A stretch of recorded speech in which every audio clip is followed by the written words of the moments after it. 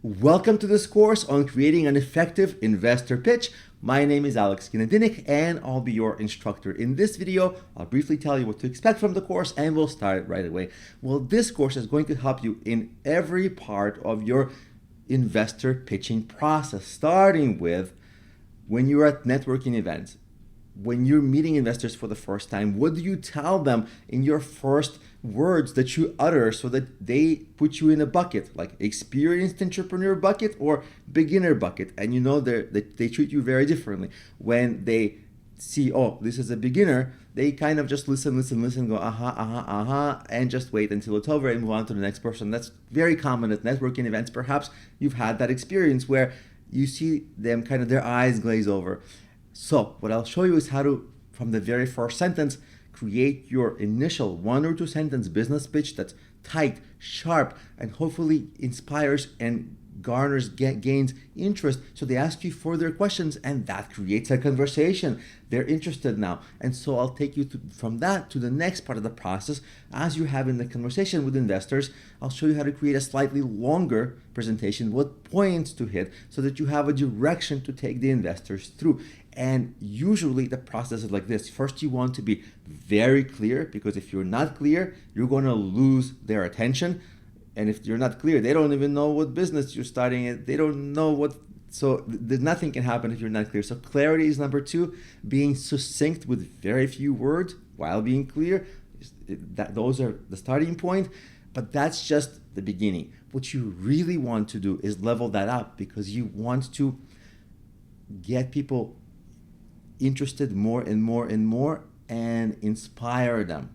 When people are inspired, and even when you create a story or examples that personalize the experience for them so that it gets their empathy going, it gets them imagining how great your business can be, then you're doing a great job, because now they're emotionally gaining that emotional momentum and building a connection with what you are doing, with your vision. You're making them see your vision. That's inspiring, and that's a top 1% investor pitch. Most entrepreneurs never dream of having that effect on their investors. And of course, after that, I'll show you how to create a professional pitch deck, which is a PowerPoint presentation that's a standard. Usually you have like a 10-slide pitch deck that you would show to an investor in a meeting.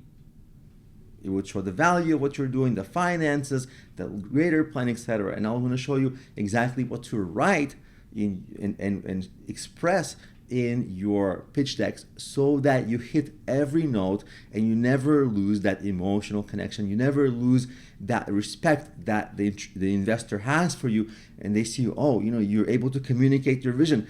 They're gaining confidence not only in your business but also in you, because a lot of investors invest in you, and when they see you as a leader, great communicator, they build more trust and they begin to see, oh, I can make money, because that's their job.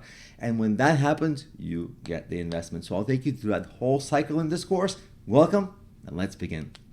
We're about to begin exploring pitching investors, important business people, and I'm going to introduce a concept of writing poetry versus prose in your writing for your pitching. And people will say, well, Alex, are you crazy? What are you talking about? Poetry, rhyming, is this going to be a romantic thing to the investors? No, okay, it's not that, don't worry. But readers and listeners, especially investors, they are busy. If they are not busy, you're probably approaching the wrong people. So you have to assume they're busy. They're only going to skim. They're only going to surface listen. They don't have time to really, really dig into what you're saying. So they need extreme clarity and quick expression of your ideas. The goal is 1 sentence. You have to be able to say everything you need in 1 sentence. I know it's an extreme goal, but I'm going to be actually showing you exactly how to do that. I'll be even showing you how talking for 2, 3, 5 minutes can be actually summed up in 1 sentence. And that's what we're going to do.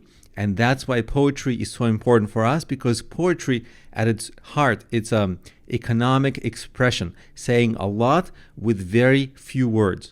We're not really going to write actual poems to our investors, but the idea of really economic expression that is really clear, gets the message across, and expresses actually a lot, that's going to be our main goal. because without that, we have nothing.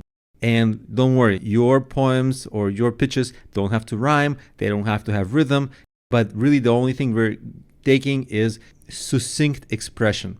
And prose, this is where, like, I get a lot of clients and they're like, I have dreams about my business and my business is going to be so great and blah, blah, blah, blah, blah, blah. And the listener is like falling asleep and asking internally to himself, like, why are you torturing me with this like 5-minute speech about all these extra things I don't need to hear about your life story? So investors will just realize if they're hearing prose, this is a beginner entrepreneur, the answer is no. Even if the idea is great, the entrepreneur comes with the idea and the entrepreneur has to be on top of his game or her game. So the investor is really looking for, do they have everything together? And then when you start going on blah, blah, blah, blah, blah, you lose the listener right away. They might be nodding if they're polite, but you've lost them. So this idea of poetry in our pitches is going to be core to our writing amazing, clear pitches that get people's attention. In this video, let's talk about your 30-second business pitch. Some people call it your elevator pitch.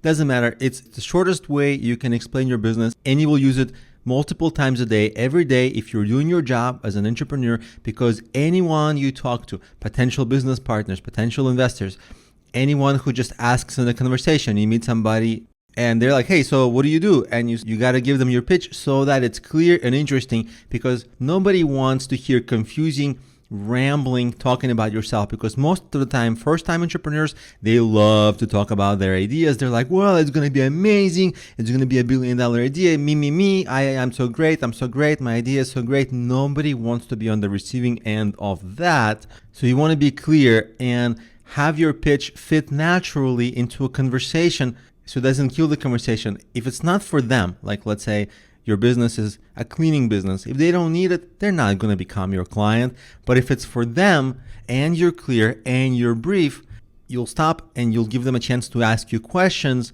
for maybe more. Then, of course, you can have a good conversation about it because it's an equal conversation that you're both enjoying. And of course, clarity and brevity, it's your first goal. Your next level goals is to be inspiring or funny. That just makes it more memorable. But don't try to do it in the beginning. Just try to be clear and brief and at least a little bit interesting. That's actually already very hard. So I'm going to give you a pitch template. This is from Adeo Resi, who's a very successful entrepreneur and founder of the Founder Institute, which is a startup incubator. And he's got this pitch that I'm going to give you this template, and then I'm going to give you examples. So right after this video, you'll have like maybe a 10-15 second pitch that's even shorter than 30 seconds, and it will be effective and clear. So here's the pitch. The first sentence is, my company is XYZ, right? That's it. Is developing something, or if it's already in business, has a product or service. Say what product or service it is, like maybe a cleaning service. Okay. Then you say who it helps. In the case of a cleaning business, it might be residential cleaning, it might be offices. If the problem you're solving isn't clear, then you say with what problem you're solving. In this case, it's obvious what problem you're solving. So some of these sentences you can even at times skip. And then you say with this unique approach. So if you have a unique approach, then you mention it here. If you're secretive about this business, you don't have to give away your secret, but really essentially the unique approach is where you might be secretive or private. So this is a template you can try to use. Let's go over it. I'm going to give you 2 examples of different kinds of businesses so that you will get a feel for it, and hopefully you will create your own. The first example is an example of my own mobile app company. My company is Problemio.com that built a mobile app series that helps entrepreneurs start a business, avoid pitfalls, and get guidance along the way by offering live expert help. The live expert help is like, the secret sauce, how I'm different. You see how tight it is? Obviously, I don't know your subjective experience to receiving this pitch, but I can say this in approximately 10 seconds or 15 seconds, and it gives a lot of clarity. Another thing I do when people ask me, so what do you do? Literally in one sentence, I say, I run a company that creates and sells educational products for entrepreneurs. It's literally one sentence. So it's even less than this. And people go like, oh, and then they ask more questions. And so the conversation flows. So you can play around with the phrasing depending on who you're talking to. Because if it's just a casual conversation, you want to be more brief. If it's an investor, you really want to compel them. So let's go over another company. So this is a mobile app. The next company will be a restaurant, something very different. Restaurant, let's say I'm starting a gourmet Italian restaurant that serves high-end Italian food to people who appreciate better quality food and can afford it. Then comes the line, who are you helping? And it's really for people who appreciate better food and can afford it. And the reason we're starting this is because there's lack of gourmet food in some upscale neighborhood. That's the opportunity.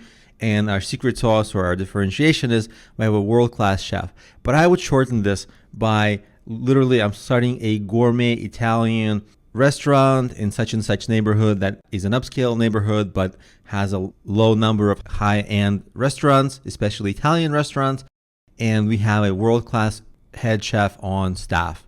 I mean, literally just a couple of sentences, and you can shuffle around the phrasing of it so it's more cadent, so that it flows better off your tongue, and you can play around with different variations of it so that you can see responses on people's faces when you tell them. But essentially, this template helps you not to go wrong and stay clear and not ramble on for 5 minutes, because that's the worst.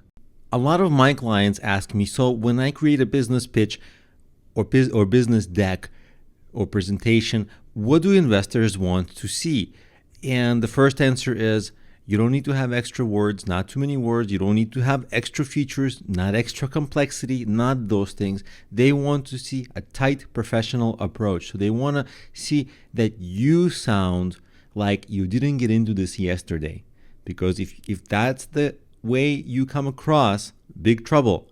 They know that if you just got into this yesterday, this industry, entrepreneurship, if it's your first time, you're just going to lose their money. Nothing relating to you, but it's just how things work. First, the less experience you have, the more likely you are to fail. They understand that very well. And so they're looking for at least some experience. You don't have to be Bill Gates, because obviously a super experienced person wouldn't be pitching them. So they're okay with some holes in your presentation, but they don't want you to be entirely green. So their investment is going to be very largely based on you.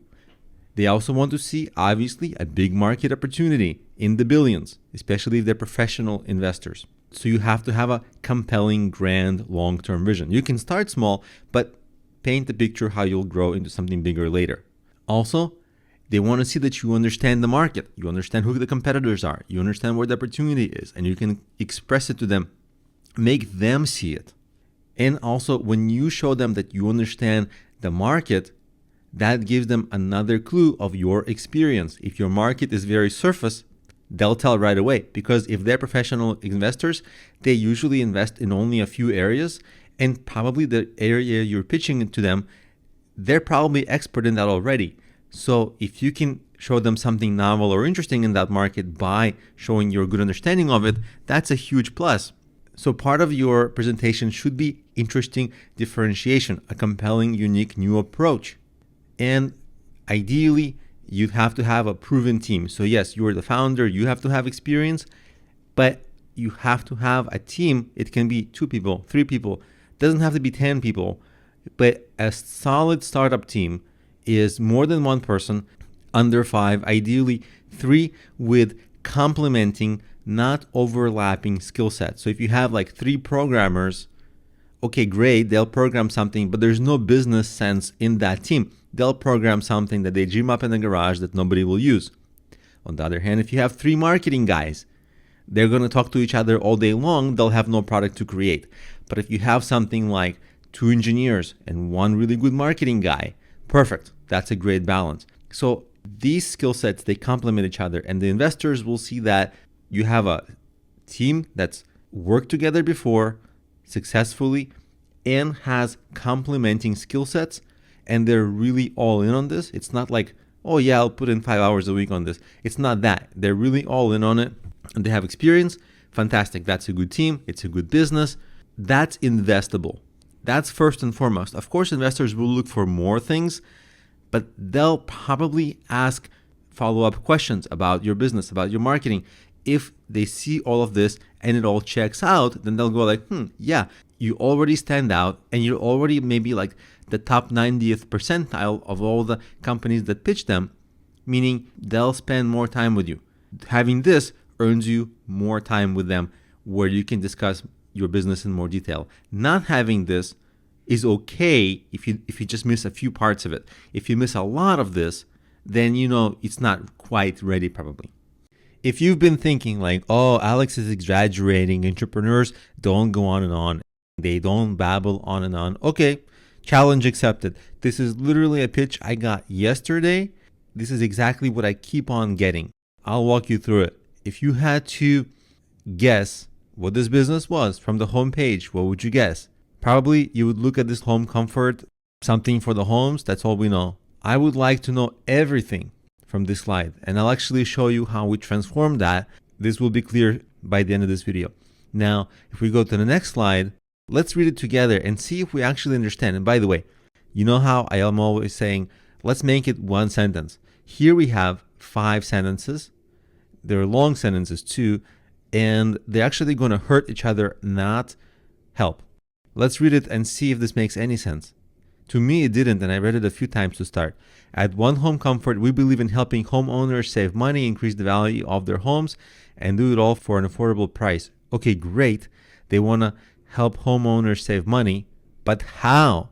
The core competency of One Home Comfort is acquiring customers who make reliable monthly recurring payments between what? It doesn't make English sense. They're supposed to explain how they help the homeowners. Instead, what they're actually moving on to explain is how they're acquiring their own customers and how their customers pay them. This doesn't logically compute. Let's go further. With a field staff of over 50 agents, we come in contact with a big number of potential new clients each year. Okay, I still don't know what they do for the clients.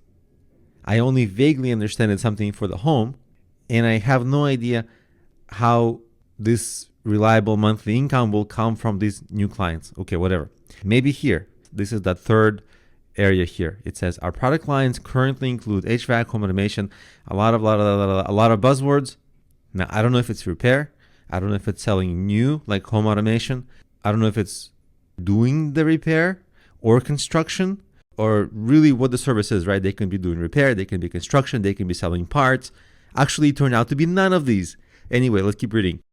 From the tip of your roof right down to the roof footings of your foundation, we've got you covered. Who do they have covered? We still have no idea what this company does. They say everything except the thing that they're supposed to say about them. How do they help? I mean, like, I'm going crazy here because, I don't know, is it just me? Anyway, let me actually show you what it turned out to be. Is this company actually was providing financing to homeowners or construction companies to do home construction projects or home repair projects. They don't communicate any of this. Now, let me actually show you how we cleaned it up. To see the contrast, take this in again. There was like 6 or 5 sentences. They hurt more than help because nothing was clearly communicated, so just too much words. And with every sentence, a person is reading this and they don't understand. They get mad because they're wasting their time. You're seeing that with my frustration here, is that this could have been so easy, and I'll show you that in a second. And here too, One Home Comfort company outline. So we took this, and I'll show you what we changed it to. Now let's actually look at what we did. So you remember that about us? Remember that area right under their name when they had the little blurb that wasn't communicating anything? So now in one sentence, it should be clear exactly what this company does. Let me read it to you and see if it's clear for you. They offer consumer and construction company financing for residential construction projects. Now you understand, it's for residential construction projects, and they offer financing, meaning like loans or different ways to finance a construction project or home repair project for consumers and construction company. Consumer meaning if you want to repair your own home. But literally, this is one sentence. Now, if an investor looks at this, if there was any previous confusion with this being a construction company or any kind of home repair, they would say, it's a small business. It's not going to be a $1 billion high growth startup. It's not for me. Rejected, no further looking. Because remember, you might not be there to explain it to them. They're just going to get it in an email or something. If they have any kind of confusion like that, they might immediately discard it. They misunderstood, but it's your fault. I mean, maybe it's not your fault, but you get the bad outcome.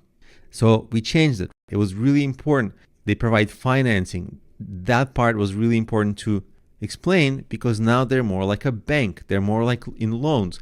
And ideally, in the brain of an investor, a light bulb will go off and they're like, oh, there's a lot of money in financing. Banks, they're some of the wealthiest institutions, very profitable. So right away, we explained that $1 billion opportunity with that hint. And we see residential construction projects. Oh yeah, gigantic, ginormous industry. No question about the size of the industry. No questions about it's startup-y, it's scalable. It's not you actually going into the homes and doing repair. And so the next slide that they'll see, they're ready for that slide with open arms because they're logically progressing in a normal way. Now, what should you follow that up with? Let's actually continue that in the next videos. In this video, I want to walk you through the anatomy of an investor pitch deck, and we're going to use that anatomy, that outline to write our own in the coming video. So here is just going to be an overview. And this example is a template from Sequoia Capital. If you're not familiar with Sequoia Capital, they are, if not the biggest, one of the best known venture capital firms in the world. They've funded companies like Google, Airbnb, and many other household names. So they're extremely reputable. And essentially, that's what they suggest entrepreneurs create as their pitch deck. So let's go over it. This will be the flow, company purpose, the problem they're solving, the solution, why this is good now, not before, not later, the market size, competition, the actual product, the model, team, and company financials. Seems like a lot, but let's go through it. Company purpose. Define the company in a single declarative sentence. Now that's music to my ears. That's what I've been saying all along. You've got to explain the company in one sentence. I would do it like I've shown before in the very opening slide. Now the problem. Describe the pain of the customer and explain how the customer addresses that problem today. And in the next slide, explain how your solution helps them in a better way. Why this is good now, not before, not later. For example, if you were starting a company like Uber, well, 20 years ago, Uber wouldn't be possible because mobile apps didn't exist. But now apps exist and now Uber is possible. Why not later? Because it will be too competitive. The market size, we're going to talk about that. You can get industry reports. You can calculate market size in different ways. And you can see the different types of ways you can come up with your target market. And there's different ways to target market. There's the overall market. There's the addressable market. We can talk about that. Then competition. It's extremely important to list the competitors and list your differentiation and competitive advantages. Then talk about your product or service. Then talk about your business model, how you plan to do the pricing, all that.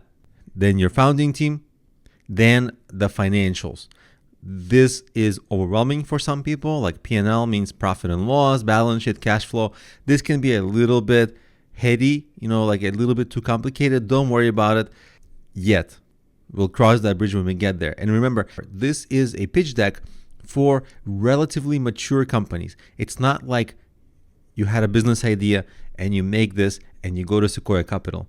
Sequoia Capital looks at companies that are already extremely established and are already succeeding in their marketplace. So they have balance sheets and P&L statements and cash flow, and it's complicated and all that.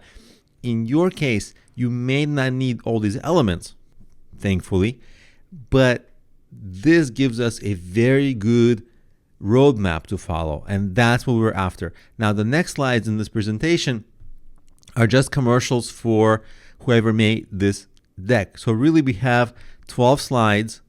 And the first slide was an introduction, so it's irrelevant. So really we have 11 slides and the outline. So the outline is, again, irrelevant, right? It's just for us to learn. So it's really 10 slides. And that's typical. 10 slides in your pitch deck. You can have a little more, but that's what we're going to aim for. So in the next videos, let's start writing our pitch deck. So now that we are familiar with the flow of the investor pitch deck, let's look at the second and third items here, the problem and the solution. Very often what I see is entrepreneurs go on and on about the problem and blah, blah, blah. And you know what? Very often the problem is so clear that after the first sentence, the rest just sounds like blah, blah, blah. Smart people, they probably already got it. They're waiting for the solution. So let's actually tighten everything up. So we did go over this first slide, which is the name of the company and the one-line introduction. After that, we're going to go over the problem. Now, here I have a lot of things going on in the problem. That's just for you. We're going to reduce all this in this video. What I want to bring your attention to is these first 5 points. This is where entrepreneurs get really confused. This is where the blah, blah, blah happens. Because if you recall, the business basically is consumer and construction company financing for residential construction projects. Now, the problem, the entrepreneur who brought this to me, they didn't understand who had the problem. So here's an example. Well, home construction projects don't start. That's a problem for the homeowner. That's also a problem for the home repair businesses. They both lose out.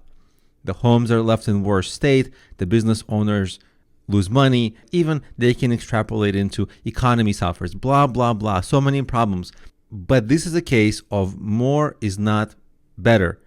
We need to understand from the problem who is having the problem. Are we addressing the business owner problem or the homeowner problem? Because everything else will flow from that. So let me actually get rid of these 5 points because none of them really communicate everything we want. So I'll get rid of that.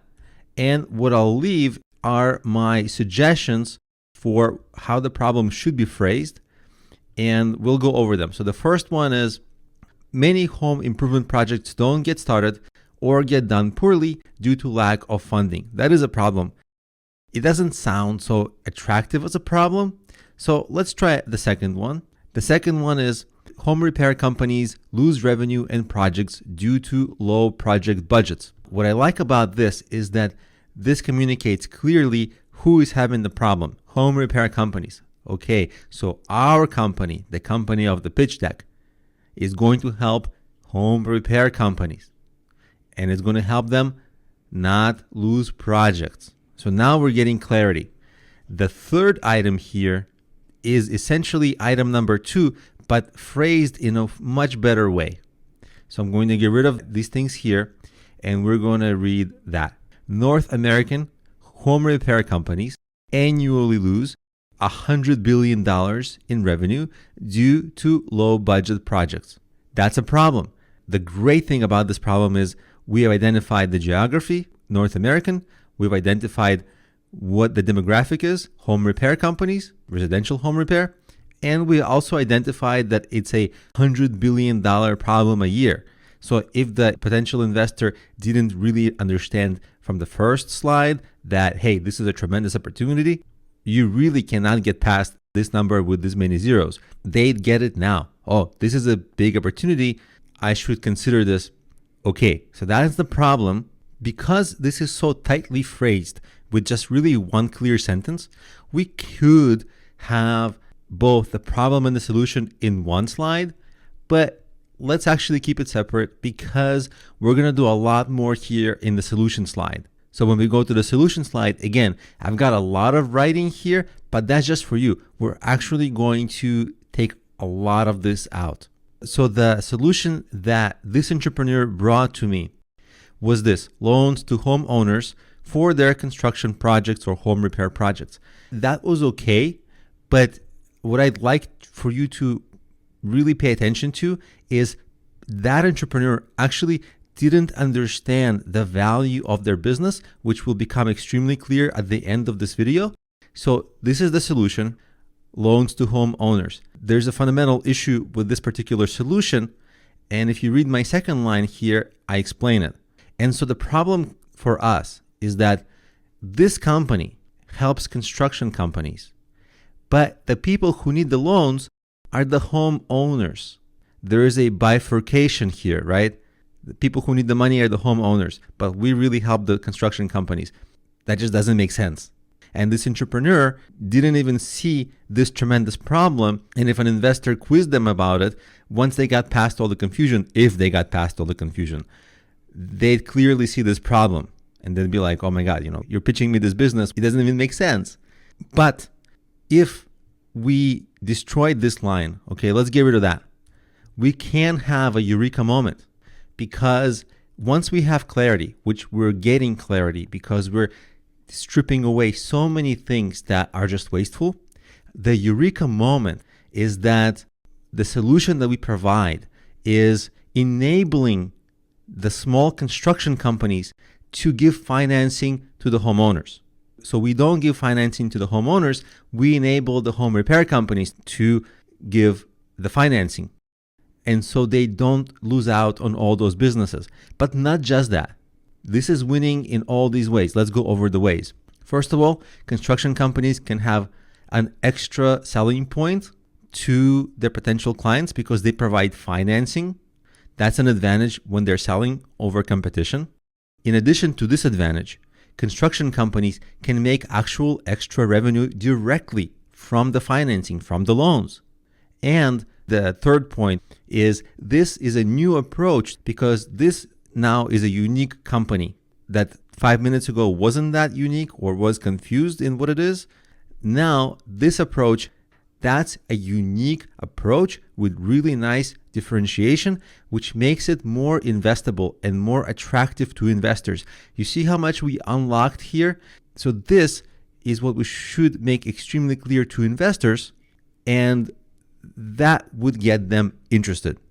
So I'm going to get rid of this text that kind of speaks to you. What if we provide a solution for construction companies? So I'm just going to say solution, enabling construction companies to give loans to home repair projects. And obviously, I'm going to get rid of that line, which is the new approach, which makes it more investable. We're obviously not going to tell investors, and we're going to change that 3 into a 2.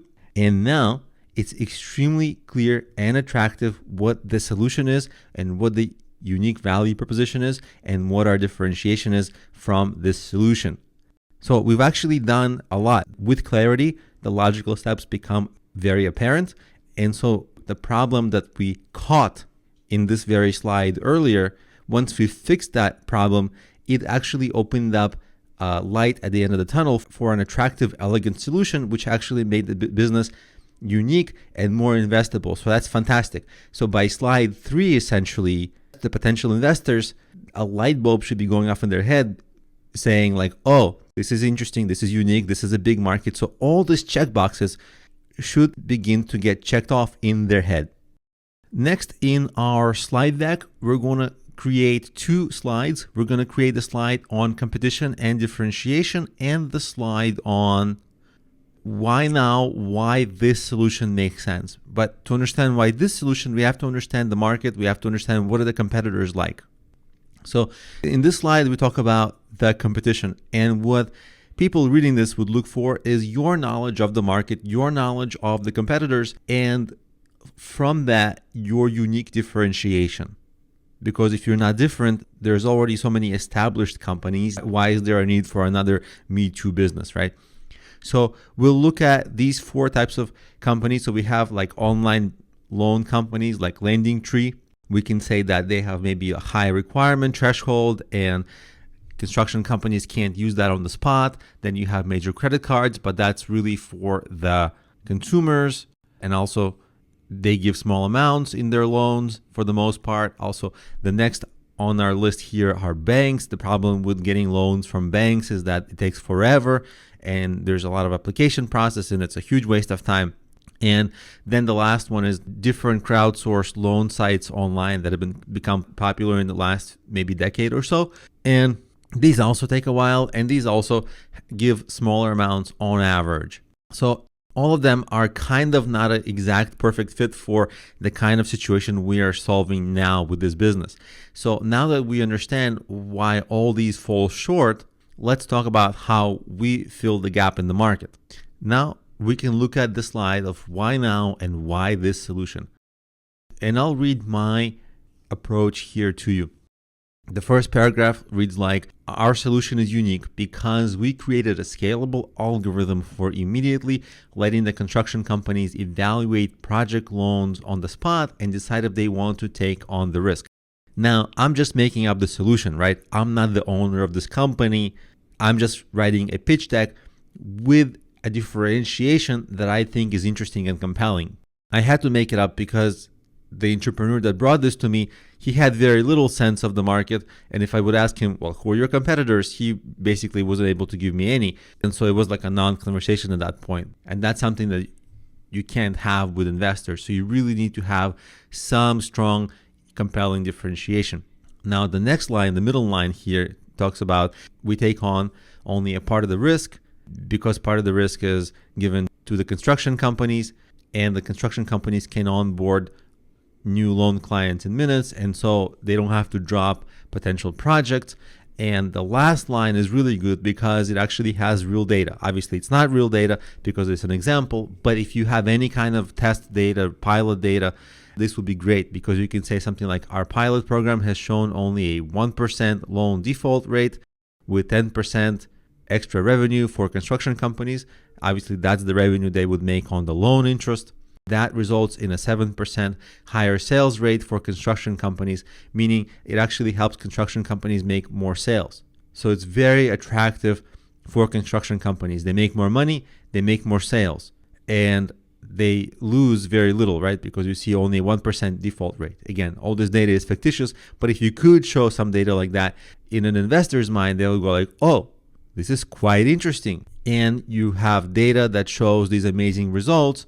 It's worth exploring further. So that's how you'd approach writing your competition slide and the slide that talks about your differentiation or the why now, why the solution. Doesn't matter what you call this particular slide, but the theme of this slide is how you are different and why you. In this video, let's talk about the business model slide. Business model is a very misused term. People use it in all kinds of different ways. For us, it's going to be very simple. We have to outline very clearly how this business makes money, where the revenue comes in, and specifically what the revenue mechanism is. And when I say that revenue mechanism, it will be clear in a second what I mean. So let's look at the bullet points that I wrote. So the first bullet points basically explains that we enable construction companies to offer loans to construction projects. Okay, so they're giving the loans. The second bullet point says that we take 10% of what the construction companies earn in interest. And the mechanism is basically we take a fee off the top. The mechanism could have been different. If your mechanism was, well, we charge a subscription fee. Okay, that's an entirely different business model. It's a subscription model. Obviously, it's not that. Here, we're just making it free to work with. And whenever the construction companies make money, we make a little money. And that's the mechanism. Now, a lot of people will start to get confused and start to get deep into what percentage should I take? Should I take 5%? Should I take 20%? You know what? If you're starting, it doesn't matter because you're going to change it many times. You don't have to go on about what percentage you're charging because you'll get closer to the accurate number as you start working with companies, as you start selling, and as you begin to have data on your, supply and demand and ability to sell and customer feedback. From that, of course, you'll get your more accurate percentage. For now, it's important not to get hung up too much on that, but focus on whether your actual mechanism is the perfect one for the situation. Because your mechanism could be you take a mandatory $1,000 fee or subscription or something else. And that would have a far greater impact on your revenue and your overall business than the actual percentage amount. And the reason I like taking 10% off the top of the earnings is because you're guaranteeing that people don't have to pay you until they get paid, which means there's no risk for the construction companies to engage with you. And that's what I like it. It doesn't add friction to the business, and taking a relatively small percentage off the top of the earnings is relatively standard when you enable a transaction. So that's a way to have a sense of what the best business model is for your situation and clearly explain it to whoever the reader is. In this video, let's focus on the target market slide of our pitch deck. And just for you, I want to address this overall market versus addressable market. In case you're not familiar with this concept, it's really important here. The overall market is exactly what it sounds. It's the overall market. So if the real estate market in North America is $100 billion, well, that's the overall market. But that's the residential real estate market in North America. No one company can address that entire market. Some construction companies might focus on smaller projects. Some construction companies might focus on bigger projects. So for every company, the maximum would be the overall market, but they have a ceiling, which is the addressable market, the market they can realistically address. I just wanted to explain that we're not going to have that in the slide deck because that's just for your knowledge. But once you understand this concept, it will be very important for us to express it here. So let's say we did our market research and the market research showed that the North American residential real estate market was $100 billion. It's a figure I made up here because for our presentation, it doesn't matter, but this can easily be looked up in industry reports. So let's say we have this figure. That's the overall market. Now, what's the addressable market that we can aim for in this market? Let's go over some options that I created for you and we'll narrow down the options and get rid of some bad ones. So here's the first option for an addressable market. Low and middle class real estate market. We are trying to serve the financially distressed projects, low budget projects. So we're going after the low and middle class real estate market. Okay, that seems like it might be helpful, but really there are plenty of high-end real estate projects which also run out of money and also need financial help. So this kind of helps us here, but it's not so great. Here's another option, financially distressed or low budget residential home repair projects. It's okay, but it didn't sound so great to me when I was writing it. So let's keep going. Here's another option, expanding the market since otherwise these projects would not happen. So the addressable market can be what it is, but we're actually making that market bigger because we're actually addressing the projects which otherwise the homeowner would say, I don't have enough money, I can't get a loan. We're giving them a loan. So we're actually making projects happen which otherwise wouldn't happen. So in a sense, what made it really difficult here is we're actually expanding the market. So there's two elements here. We need to find a sub niche of this gigantic $100 billion North American residential real estate market, but also we're expanding that market potentially. So having these things happen really makes it difficult for us to nail down our addressable market. So let me get rid of these 3 bullet points. And what I did is in that second bullet point, I actually made an attempt to put it all together. So let's say that the under budget project market is a $50 billion market. Let's say it's half of the overall residential real estate market, right? So I said it's not the 100 billion, but 50 billion. So it's 50 billion North American residential real estate market for under budget projects and expansion of the market by enabling non-projects to happen. We're expressing that. And I feel relatively good about this target market. We've identified an addressable market and also we explain how the addressable market is bigger than what it seems, while at the same time making our business sound attractive through expressing that. In this video, let's talk about the slide about your team. And what I did here is there used to be a slide called About Us, and I just wanted to show as an example that I don't really like About Us because people care about that in context with everything else. Because the way people are going to learn about you is by seeing the merit of your work. So you don't say about us, but you really have people learn about you by the professionalism and the quality of your problem and solution and by the experience on your team. So really, this slide, we'll call it the team slide. And what I have here are a couple of examples of teams. The bottom example is what you should not have, like 0 years experience and just had an idea without much industry knowledge. Obviously, you would never put that on your pitch deck, but very often it's actually the reality of the business. Like an entrepreneur wakes up, they hear somewhere that maybe this is a good idea, they don't really know the market, and they get into this business. Well, that's not attractive. That's actually the least you can bring into this, right? You can't possibly bring less into this. So something like this turns investors off. If you do have this, it doesn't mean you're not going to get an investment, but it means everything else about your pitch deck should be way better. Like, you shouldn't be in the planning stage. Maybe you should have started in some way and show some kind of a progress and momentum, because that defeats everything else. That's the most important thing. And that's the best way to compensate for 0 years experience, because when people see 0 years of experience or first-time entrepreneurs or signs of being a first-time entrepreneur, they know that first-time entrepreneurs talk a big game, talk about how passionate they are, but 90% of them don't do almost any of the work, and their businesses die of implosion. So if you have 0 years experience, you compensate for that by showing momentum and progress and some traction. So this example is just for you. I'm going to delete it. What your team slide really should be like is a few team members. 3 is pretty good, 2 is pretty good, 1 is not so good, because 1, what happens if that 1 team member quits? The business is over, right? So it's more risky for investors to have only 1 founder, and a balanced team of 3 is probably ideal for tech startups or startups overall. These are fictitious names, so I gave them a name: John Smith, Jane Smith, and John Doe. It doesn't matter. What does matter is that they have diversified and complementary experience.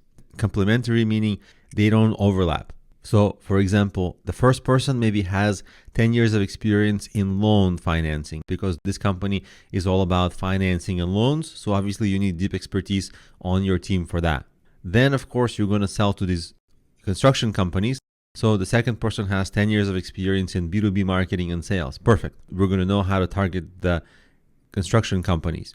And then, because this is a web-heavy business, the third person I thought would be ideal if they have a lot of experience in web development and conversion optimization and website usability. And this would work together with the marketing person on the team. So this is an example of a balanced, experienced, strong management team. Ideally, also, they have worked together.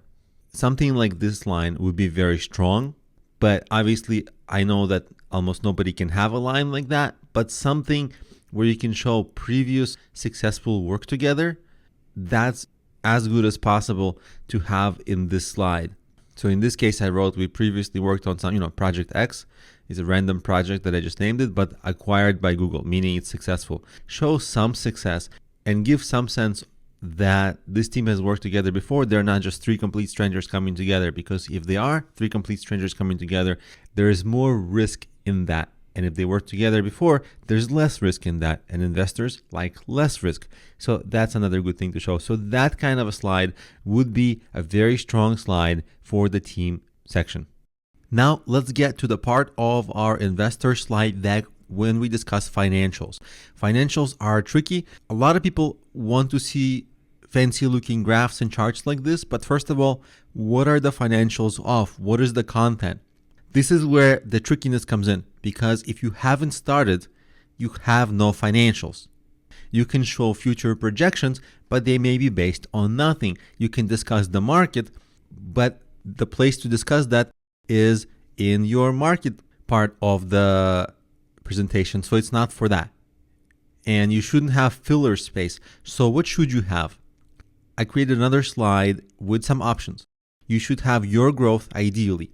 Ideally, you will already be in business, and you should have some historical growth on which you can base future growth. If you have not started, this is impossible.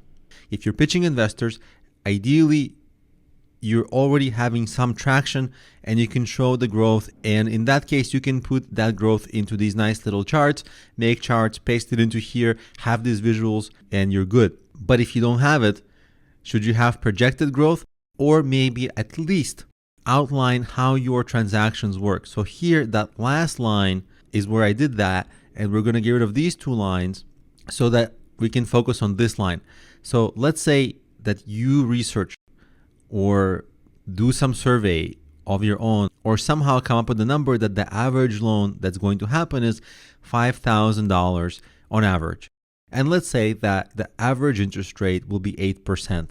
That means the total interest revenue is $400, most of which goes to the construction companies. And let's say you decide to charge 10% from the profit. That means $40 of profit for this loan company, which is not a lot, but it's something. And even though it's not a lot, what you can do is say that the average construction company will make 10 loans per year. Aha.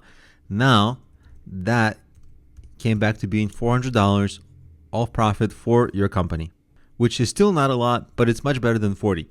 And all you have to do is sign up a lot of companies and then work up to bigger and bigger loans. So when you start out, maybe you'll be targeting smaller loans, but when you grow, provide bigger loans. And so all these numbers will be bigger, and so on and so on. And that's something that you can put into the financial section so that at least, even if you don't have historical numbers, you can lay out a roadmap, a vision for how things might play out. Because then you can show that the total market can be 10,000 loans per year, which would dramatically increase this number if the loans grow in the number of loans and in the size of loans. And then how you decide to massage that data and present it in nice visuals, that's up to you. In this video, I want to give an example of a business pitch that actually comes from a student of one of my other courses. I had a conversation with that student and I thought, well, I'm working right now on creating this business pitch course. Why don't I add an example of how I pitch this to that course? So here it is. And if that student ends up launching that business, I'll actually put a link in the resources section to his business so you can see what happens. Although right now he's in the planning stages, so it's not a guarantee. But if you see a link to the resources section to his website, then that means he launched. So he had a challenge. Well, how do you pitch these restaurants to whom you're selling hay straws? Hay straws are essentially straws that are made out of hay. So it might seem like there's a lot of benefits, right? Maybe too many benefits. It kind of confuses things. Well, it's better for the environment than the plastic. Obvious, right? Customers will appreciate it. Obvious, right? But stop there for a second. Each straw costs 4 cents, whereas a plastic straw costs a penny. So we're losing money here, okay? And as soon as that happens, the restaurant owner goes, of course I want the environment to be better. I mean, most people today, they will want the environment to be better, but not if it costs them money. If it costs them money, then very few people will take the action to make the environment better. So if you use an example of a restaurant using 250 straws per day, or a bar using 250 straws per day, a bar might be using more than that, the restaurant might be using a little less, obviously depends on the restaurant and bar, then it's a loss of monthly $225, if I counted it right. And I think I did, is you're losing 3 cents on each straw. And that gives a small loss in revenue. For a restaurant, it's not a terrible loss, but it's also a loss in attention. What I mean by that is the restaurant owner has to spend time dealing with this, training the staff, explaining to the staff, dealing with you, emailing with you, blah, blah, blah. It's going to be at least a few hours of their work, if not more. And if this proves to be useless, then it was actually a lot more expensive for them, because you're not the only person selling to restaurants. So many other businesses are selling all sorts of things to restaurants. So they have a very limited amount of time they can devote to these things. So we need to immediately paint the picture with our pitch of benefits. And again, this is not an investor pitch. This is a sales pitch. Although elements of this would make it into a potential investor pitch, because it's the same benefits that we communicate. We just need to find the most important points and communicate them effectively and tightly so that people go, oh, got it. Yeah, this is good. That's what you need. So when you paint the picture, of course, you're going to paint the picture that your business will be a green business. It's better for the environment. It's going to have more appeal to new and returning customers, especially younger generations. And you can paint the picture that if profit per customer is $5, and of course, this is give or take depending on the restaurant. Sometimes it's a lot more, but we would break even at 45 monthly repeat customers. That's the idea. It's not that easy to accomplish. And it's really hard to measure repeat customers at restaurants. I mean, you can measure credit cards used, names on the cards, or just chat with the customers, but it's imperfect because one time somebody might use a card, another time they might use cash. So it's really hard to measure it. But you can get some sort of a idea for if anybody is coming back, if they like the straws. There are some ways. And the important thing to understand here is if I like a restaurant, I might not come back this month. I might come back in 2 months. I might come back in 3 months. So repeat is over a year. It's not like month over month over month over month, each month or each week. So it's a little bit of a patient kind of data gathering that has to happen, which makes it in a way even harder to track. But also one way to look at it is that this actually snowballs over time, because as people tell their friends and as people keep coming more and more and as people keep bringing their friends and repeat and going again and again themselves, this all accumulates. So maybe in the first month you don't break even with the loss of $225, but long term you break in more and more and more, and that becomes more profitable. And that's one thing you want to communicate. We'll get into that very shortly. But to communicate this, it's one thing to say, I think this is going to do this for you. It's a very different thing than to say, oh, I've run some test programs or some pilot programs on this. Here's the data. So to run the pilot programs, to pitch your initial pilot restaurants, you literally walk into the restaurants with a box or boxes of straws that you want to give to the restaurant owners for free to try. Sometimes the owner's there, sometimes they're not there. This is purely a numbers game. If you walk in, if they're not there, you can get their card. If you get their card, you can come back later. If they're there, they might not want to talk to you, but some of them will want to talk to you, and those are the ones that you end up working with. It's just a numbers game. Go to 100 restaurants, a couple of them will want to work with you, especially since you're already bringing something free. It's not just a chat. You're actually making things really easy for them, right? It's one thing to have a conversation, but it's a very different thing to literally walk in with that box of straws, say, hey, here's a free box of straws. Can you try this? I'd love to see how your customers respond and what you think of it. That's very different. And you'd get a lot more yeses if you come with something free that they can use. And you offer to pilot this program so you can build your case studies. And the case studies would build up real data for your pitch. So the future ideal pitch, and this would go on your investor deck, or this would go to all the future restaurants, this will also go on your website, is something like this. Our environmental straws made out of hay boost restaurant appeal to younger generations and increase customer retention by 3%. The percentage, I don't know what it is, because obviously we need to run the program. You can give a percentage. You can say 300 customers by month 6 or something like that. And you also want to make sure that repeat customers is something that snowballs over time and grows. And you can also say that because it has this green environmental appeal, people will have a nicer time. They will appreciate your restaurant more. And this will help raise average restaurant reviews. This is on the Google reviews, Yelp reviews, wherever are people reviewing the restaurant. You can say you will raise the reviews by 1/10 of a star of a rating, which is actually a lot. Because if a restaurant is 4.0 rated on Yelp, this will help to take it to 4.1.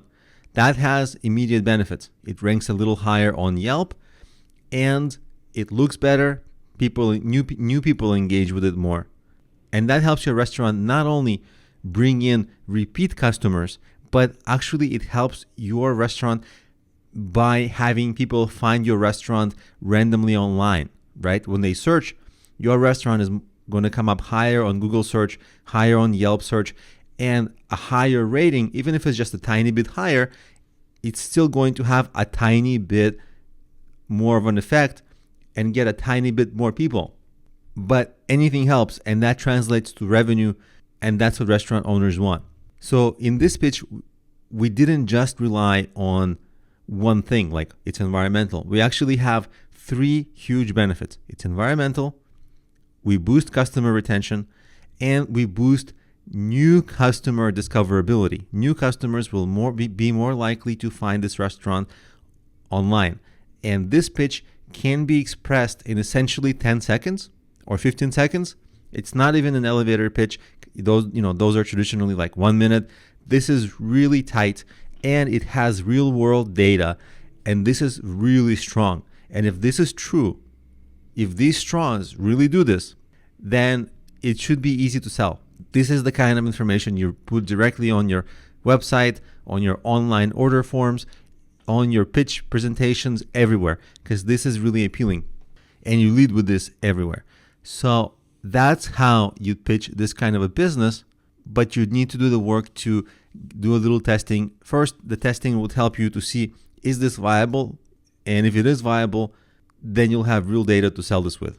There's a website called Pick to Chart, which has a number of really good pitch decks of successful companies. And let's go over one of them as an example, and we'll pick out some things they did well and some things they did not. And then we'll look kind of fast forward and see what happens to them later. So here's one, Fitter app. It's a Lumosity meets fitness. Lumosity is kind of a brain training app.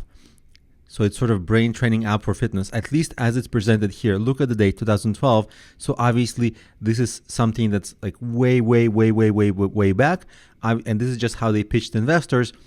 And many things changed over time. We'll go into that shortly, but let's just first look at their presentation. First, way too much text. The headlines, for some reason, there's 2 headlines and they're essentially redundant.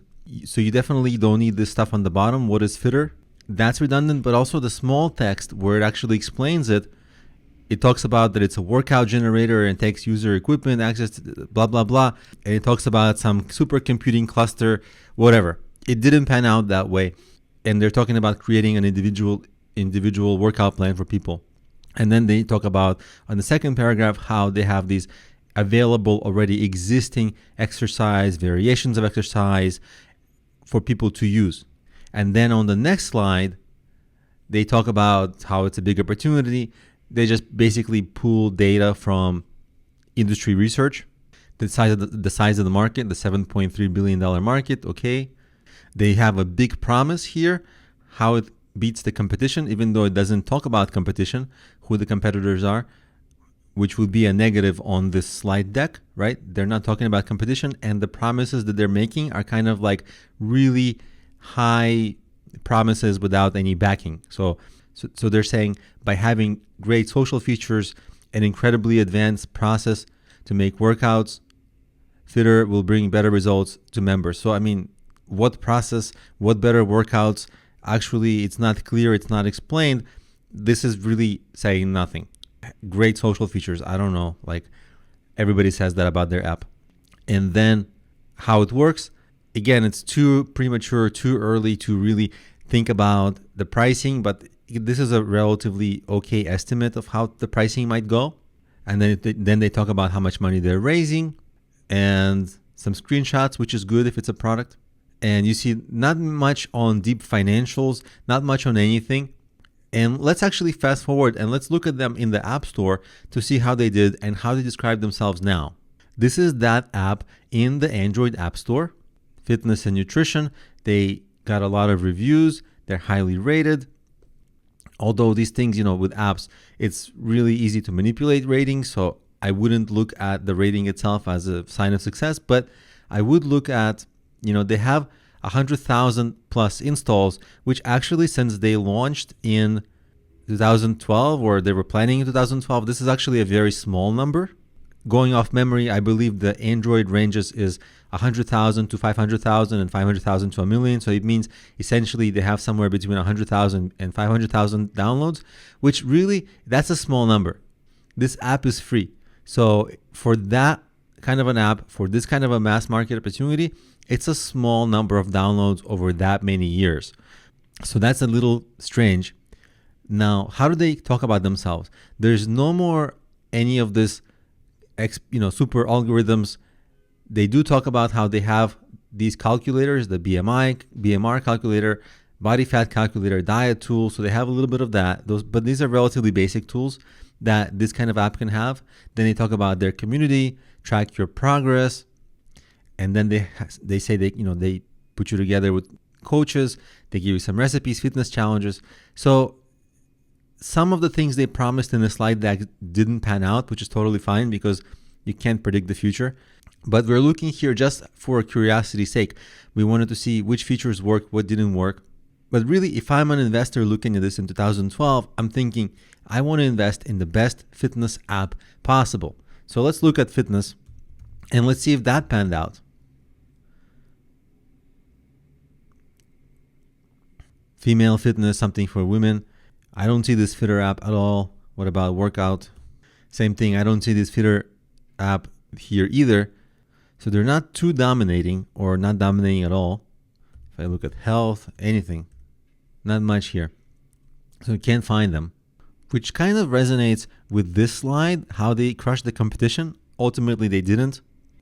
And the vagueness of this slide kind of came into fruition here some years later, where, they didn't beat the competition because I think if they had a better sense of the competition and how they were different, they could have pursued that in their strategy, and their strategy could have reflected that. And obviously, it's unfair for me to totally judge them because I have the benefit of hindsight and they didn't. But if I was looking at this, I think the criticism I'd give it is that really there's a lack of tightness in the presentation. There's a lot of, again, what I call the blah, blah, blah, algorithm, blah, blah, blah, blah, blah, blah, but no clear vision, at least to me, of what exactly makes this app better. They have a lot of different features. Nothing is really the killer feature here. And it's actually something you can tell also by the slide about their investment goal, what they want to spend money on. And they're talking about SEO campaign. See the number 3, server costs. That's a relic. I mean, nobody is paying for server costs. Targeted advertising, certainly they didn't achieve. You see that because when I searched them around, when I searched around for them in Android App Store, I couldn't even find them if I searched for anything other than their actual name. So maybe if I took a step back and if I looked at this as like, where is this going? There's a lot of features and there's a lot of talk about how great they're going to be, but there's not a pursuit of that one killer feature that I'm seeing that is ultimately going to make this the dominant nutrition app. And I think that should be the goal for this sort of a business. You got to be the number one fitness app. Otherwise, you get lost in the app stores. And when people think fitness is for apps, it's got to be fitter. Otherwise, it's just too hard to really stand out in the app stores and really hard to really make this a true big business. So hopefully that gives you an understanding of how I look at a pitch deck like this, where some faults are. It's a pretty good pitch deck, but you see that even in pretty good pitch decks, there can be things to improve. And also what's interesting is that this one, we had the benefit of like many years fast forwarding and seeing where this company actually ended up. So that was a pretty interesting example. Let's look at another slide deck from a different business, but one that's been using the model that we have talked about here, which is the 10 slide model with the progression that we've been discussing. So the company ad is ad push-up, and the subtitle is ad revenue optimization for web publishers. This little text in red, I don't think anybody's going to really read that because it's too little. That might be a little bit of a flaw, because why would you have 2 subtitles in your opening slide, right? That just kind of disfocuses the eyes. What I'd have is the ad push-up logo, and then I'd have the black text. Ad revenue optimization for web publishers. I know exactly what this company will be. Now the red little text, maximize ad revenues through advanced A/B testing. First, it has grammar problems, like why is the T in the through lowercase when everything else is uppercase? And the only thing that this says that the text in the black doesn't say is through A/B testing. And you could just add that A/B testing bit to the black text by saying ad revenue optimization for web publishers with advanced A/B testing. So then that would get rid of the redundancy. So let's go through the slides. First, this problem, too wordy. Display advertising click-throughs have been falling. Okay. And then it kind of gets into how the competitors work. And that is content that should be reserved for that competition slide. So this is a little bit convoluted, and it could be tightened up by taking out the stuff about competitors and leaving it for that slide. So this is a little too wordy, especially it's extra wordy because it's all this acronyms and industry lingo terms which add to the confusion. Now let's go to the solution. This is a little cleaner looking, and they help us by having bold text. But let's see. Publishers can optimize their ad revenue by testing different ad placements, ad sizes, and ad types, which improves click-through rate and revenue per 1,000 impressions. Okay. And then the last sentence, further using constant optimization, they can easily find the big evil called banner blindness, which I know banner blindness, I know ad blindness, but despite that last sentence is confusing. It's sort of neither here nor there. And I think if it was entirely gone, it would actually make this slide stronger. Next slide. Why now? Ad tech is growing. I mean, duh. Like anybody you show this to obviously knows that. So I don't think that's necessary. You can have that statistic of display advertising is a certain number of $1 billion per year. Sure, fine. Second line is okay there about the other companies who have succeeded in this space. And they're saying that A/B testing is a hot market and no one is using it for publishers yet. This kind of a thing can backfire because sometimes that's more of a sign that they don't understand the market well enough, because surely somebody is trying to use it for publishers. But if it's actually true and accurate, then this presents a good opportunity because we are entering an interesting market segment here. Next slide, the product. Almost all of the first paragraph has already been stated. It's redundant, right? A/B testing for web publishers to optimize revenues. We know that. The only thing that's confusing, and it's still confusing, is multi-arm banded solution. I don't know what that means. It's a little bit too technical. So none of the first paragraph really helps. The second paragraph is pretty good. The second paragraph, which is one sentence, has grammatical errors, which is a problem because you want to appear professional. But the idea of it is okay. Basically explaining that it's just an easy to use visual interface. And then the last paragraph still talks about this banner blindness, and it kind of reduces the benefit of the software just to the banner blindness problem, but this software is actually more than that. So I think the third paragraph, by just talking about one specific nice to have instead of the core feature, actually seems to misdirect the reader into a worse place than they should be going. It should say something like the first few words are saying, after the finding the best variation of ads. That's really what they should be hitting on. So even though this is a good presentation, there's still so many problems in the phrasing. Then they show a case study, which is actually very good of how their software works. And they show a good case study where they optimize something from $3.82 for the publisher revenue from ads per 1,000 impressions to $12, which is actually really good. So they actually make up by the poor writing by showing a really good case study, an example. If your business hasn't started, of course, it's hard to show an example, but if you have a pilot program, this is exactly the kind of thing you should be trying to get, because then this paints 1,000 words, because as soon as I get here, I'm like, oh, this can work. So my curiosity comes back. Then they talk about the history of their project, which is a relatively tight history because they were able to actually do something in a relatively small amount of time. So that shows momentum, more traction, which is very good. Then what they plan to do. And essentially this is their business model because they talk about how they plan to monetize. When they say hybrid model here, I'm assuming they mean these three ways. Let's keep going. This is the founders. What's good here is that they've worked together before in this InnoBuzz company. It doesn't really matter what this InnoBuzz company is. Obviously, it's good if it got sold and it was successful. It sounds like it wasn't so successful. So that's not great, but at least this shows that they've worked together before for a while. So that reassures the reader or the investor in this case. And then thank you for your time. This slide can be replaced with what they're looking to raise.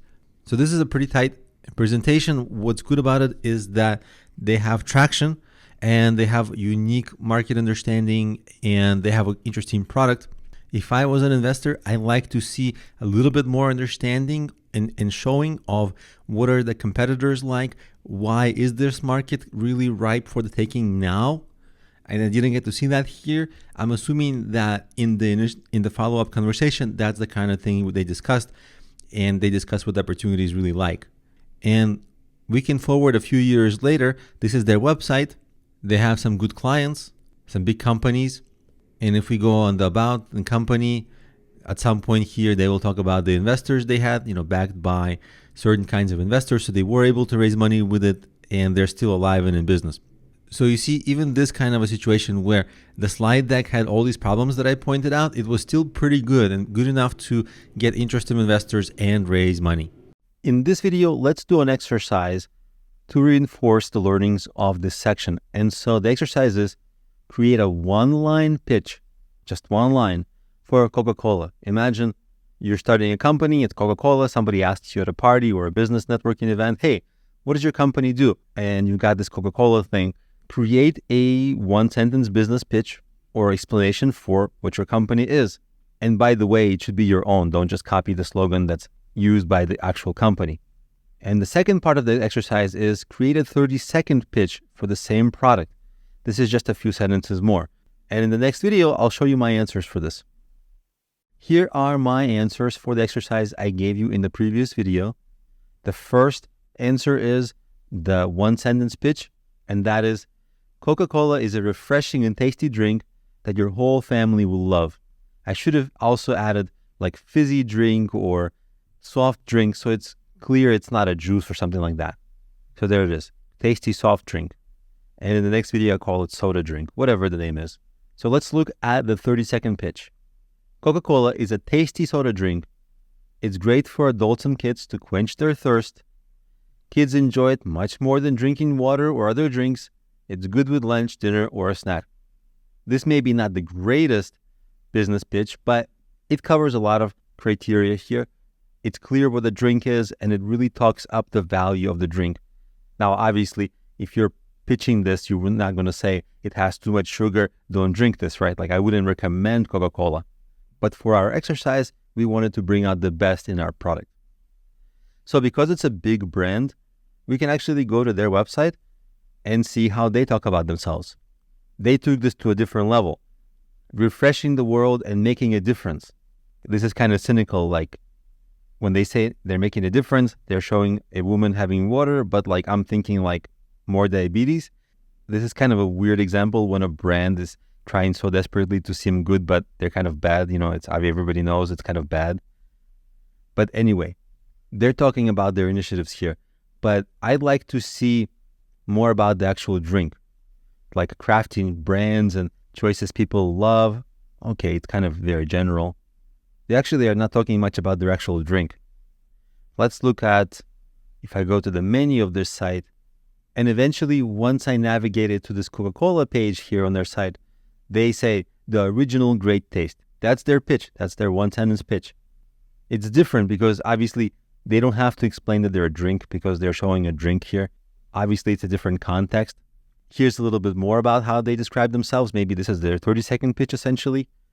Coca-Cola is evolving its business strategy to become a total beverage company by giving people more of the drinks they want, including low and no sugar options across a wide array of categories. So they're not just talking about Coca-Cola, they're also talking about Diet Coke. So it's not exactly what we were looking for, but at least you see the difference in how they talk about themselves versus how we would craft a 30-second pitch if this was a new startup.